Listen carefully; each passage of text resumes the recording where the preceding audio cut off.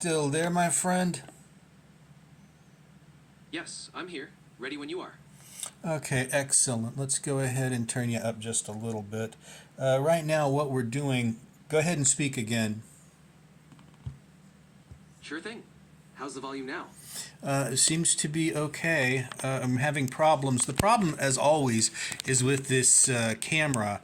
The tripod that we're using, it always wants to slip. It always wants to move down.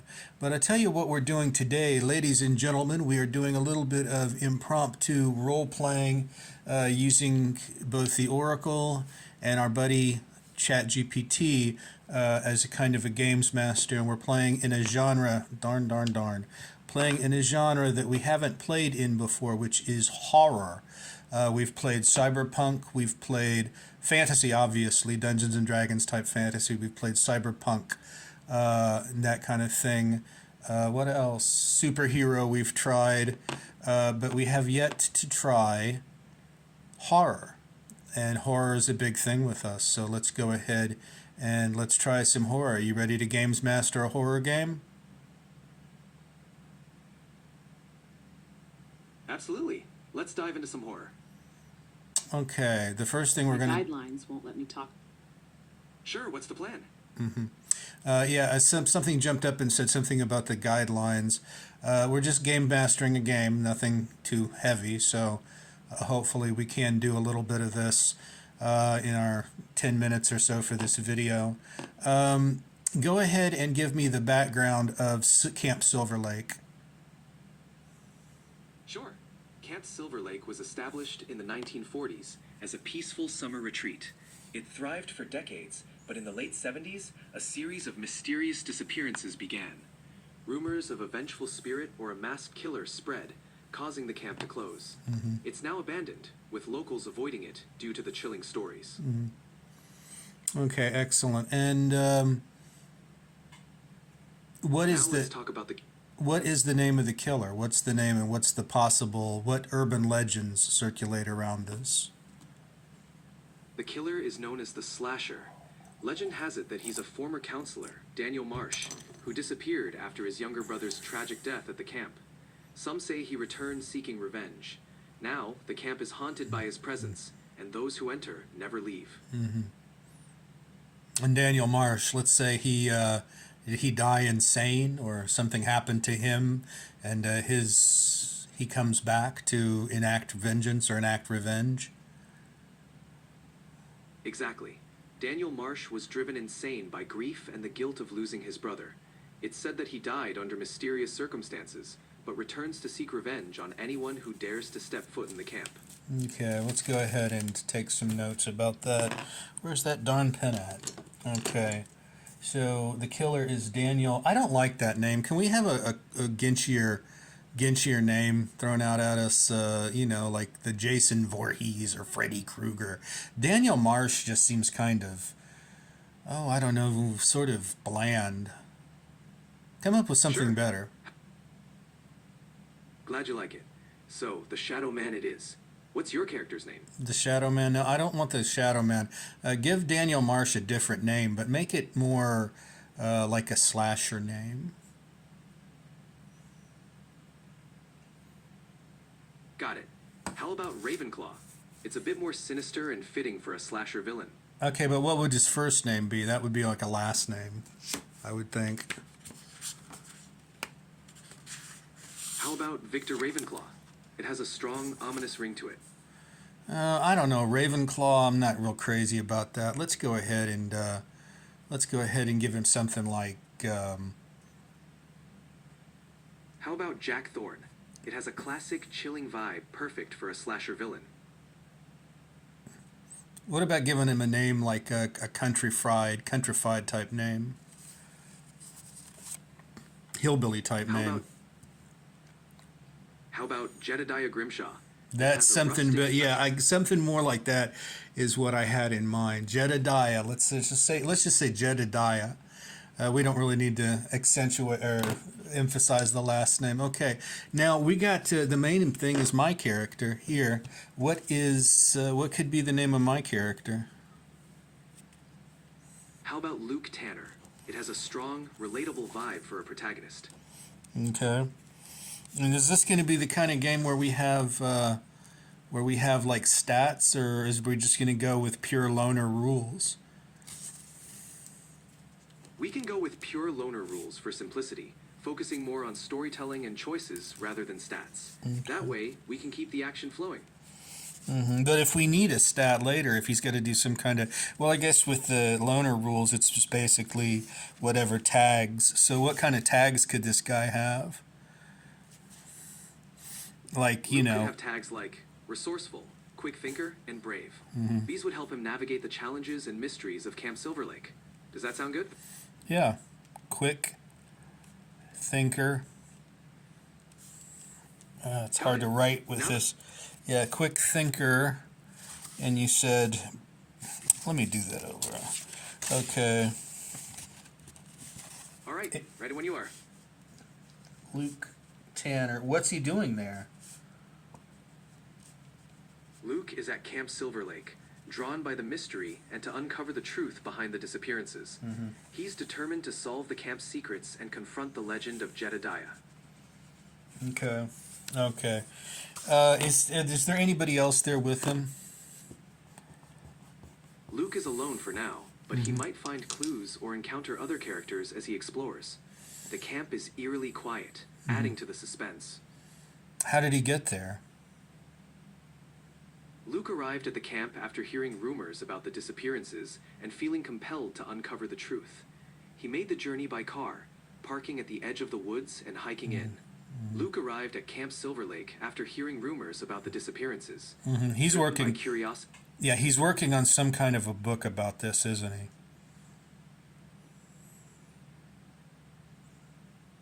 Exactly. Luke is writing a book to uncover the truth behind the camp's dark past. This motivates him to dig deeper into the mystery. Does he have a map? Does he have a map with him? Yes, Luke has an old map of Camp Silver Lake to guide him through the grounds. It's worn and faded, but it might hold valuable clues. Okay. Okay. All right. So he's got a map. So he goes up to the main building. I'm assuming, right? The first thing. Exactly. Luke heads to the main building first. It's the logical starting point to gather information and get a sense of the camp's layout. Has it been boarded up? Yes, the main building is boarded up, but some of the boards are loose, allowing Luke to pry them open and enter. Okay. So does he have strength on his side? Is he physically imposing? Is he a strong character?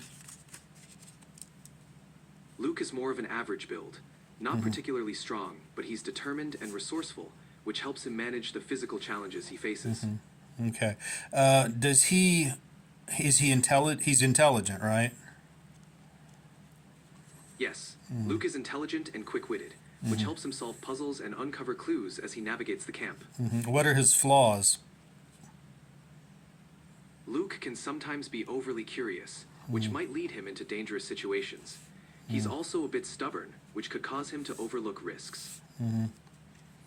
Okay. Now he's looking around in the central, I guess the central building or the central camp building. Is that correct? Yes, Luke is exploring the central camp building, searching for clues that might shed light on the camp's dark past. All right. Does he? Let me go ahead and do an oracle roll, and we'll go ahead and give him an extra dice for advantage because of intelligence, and let's see if he finds anything. It looks as if. Okay, one thing in Loner, if your disadvantage and advantage dice are both equal numbers, does that mean you get a twist point? Yes, in Loner, if your advantage and disadvantage dice match, it typically results in a twist. This can mean an unexpected event or complication in the story. Okay. Okay, let's go ahead then. We'll give him a twist point. So he does find something there. Yes, he finds an old journal hidden in a desk drawer. It might have clues about the camp's past and the mysterious disappearances. We need to find our Luke. Let's go ahead and just use this fantasy. I guess it's a fantasy character. All right, how big is this central? Is this like the dining commons that he's in, or was in? How big is this place? The central building is quite large, resembling a dining commons with several rooms. It's spacious enough to have a kitchen, storage, and dining area. There are many corners and rooms to explore. How many feet would you say that the main room is? The main room is about 50 feet long and 30 feet wide, with high ceilings and large windows, giving it an open but eerie feel. Okay, so it's about that long. And how long did you say wide? It's about 30 feet wide, so it's a fairly large space to explore. Okay, so let's just go ahead and mark out on our. Sure, go ahead and mark it out. All right. Let me know if you need any more details. All right, so it's a little bit difficult because we've got, I mean, this is kind of a cluttered area, so it's a little bit difficult to do No worries. to do this on a game grid. But he's right about there, and he's looking around, and he finds this journal. Now there are a number of exits off this main room, right? Yes, there are a few exits. One leading to the kitchen, another to a hallway with smaller rooms, and a back door that seems to lead outside. Each path might hold more clues or dangers. Is there anything of danger in the room right now? I'm going to go ahead and do an oracle roll for that, okay? Sure, go Okay. ahead and roll. Okay. Let's see what happens. All right, it looks like there's something, he's got somebody, there's something of danger to him. He's got the journal. Is he reading the journal? What's he doing with the journal? I mean, is he interested? It looks like he would be interested enough to start reading the journal. That may distract him. But Luke is go ahead. Yes, Luke is intrigued by the journal and starts reading it. He's focused on uncovering the secrets within its pages, which might make him less aware of immediate surroundings. Go ahead and give us what's written in the journal. The journal mentions strange occurrences at the camp, mysterious shadows, whispers in the night, and sightings of a figure that matches Jedediah's description. It hints at a hidden place where the disappearances started. Where did he find the journal? He found the journal in a desk drawer in the main room. It was hidden under a false bottom, suggesting it was meant to be kept secret. And he just psychically divine. There's no lights in this place, is there? I mean, he's in daylight, so it's probably streaming through cracks in the boarded up windows or something like that. Exactly. Daylight is filtering through cracks in the boarded up windows, providing just enough light for Luke to read the journal. The atmosphere is dim and eerie. But he knows to go to.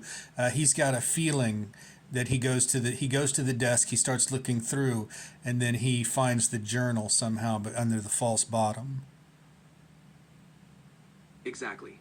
It's like an intuitive hunch leads him to that desk. As he rummages through, he discovers the hidden journal under the false bottom, confirming his instincts were right. Is there anything else of note in the journal? The journal also mentions a hidden basement beneath the main building, rumored to be where the camp's darkest secrets are buried. Okay, well, let's go ahead and see if he. Let's go ahead and see if there's any. He perceives any. Well, he perceives danger, or there is danger there. He perceives danger. 6, yes. So he perceives that there's danger. What is that perception? What is that? Luke senses a presence nearby, perhaps the sound of footsteps or a shadow moving in the corner of his eye. He feels an imminent threat. Let's go ahead and say, does he have the encounter? Let's go ahead and hold on. Let's go ahead and think for things like that. Where in the world is the bloody red dice? I don't know. Sure, take your time. Let me know when you're ready. All right, let's go ahead and just pick out. No problem. Whenever you're ready, we can continue. Cannot find The multicolored, there we Sure, go. take There's a multicolored dice right there. Let's go ahead and ask if we, oh, there it is right there. That's what I wanted. Let's go ahead and ask and see if he's got the encounter. Yes, he does. He encounters. He encounters. All right. So let's go ahead and see what that encounter is all about. Here's our man that he encounters. What could be going on there? What do you think's going on? It could be a shadowy figure, possibly a manifestation of Jedediah, or even just someone else lurking in the camp. It might be a test of Luke's courage and quick thinking. Does it attack? Yes, the figure lunges at Luke, forcing him to react quickly to defend himself. Okay. Are they far? Okay. So he's right next to him. He comes up to him. What does he come up to him from the back? When his back is turned? Yes, the figure approaches from behind while Luke is reading the journal. He barely notices in time to turn around and face the threat. Okay. So this figure's got he's got initiative, obviously. Yes, the figure has the element of surprise, giving him the initiative in this encounter. Okay, I'm not sure yet whether or not I want for this this particular scenario. I may want to do something different here or use stats or something, but I just wanted to give a demonstration of it real quick, and I am having fun. That's about all for today.